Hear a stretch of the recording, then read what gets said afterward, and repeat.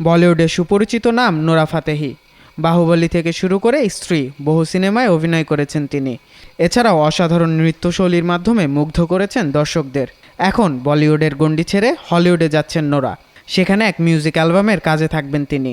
এরই মধ্যে গুঞ্জন উঠে চিরতরে অভিনয় ছেড়ে চলে যাচ্ছেন নোরা। সেই সঙ্গে বলিউডও ছাড়তে চলেছেন তিনি। তাই এবার সেই প্রসঙ্গে মুখ খুললেন নোরা ফাতেহি। সম্প্রতি এক সাক্ষাৎকারে নোরা বলেন, আমার মোট 3টি জগৎ রয়েছে। আমি যেহেতু কানাডায় জন্ম নিয়েছি, তাই সেটি আমার প্রথম জগৎ।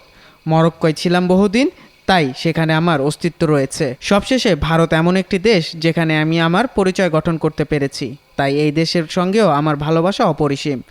আমেরিকান গায়ক জেসন ডেরুলোর সঙ্গে স্নেক নামের একটি মিউজিক অ্যালবামে অভিনয় করেছেন Nora Fatehi. Nora Fatehi item সঙ্গে নাচের জন্য খ্যাতি পেয়েছেন। তিনি মরক্কোর বাবা মার সন্তান। জন্ম হয়েছে কানাডায়। তিনি অবিবাহিত। তার সম্পদের পরিমাণ 5 কোটি রুপির মতো।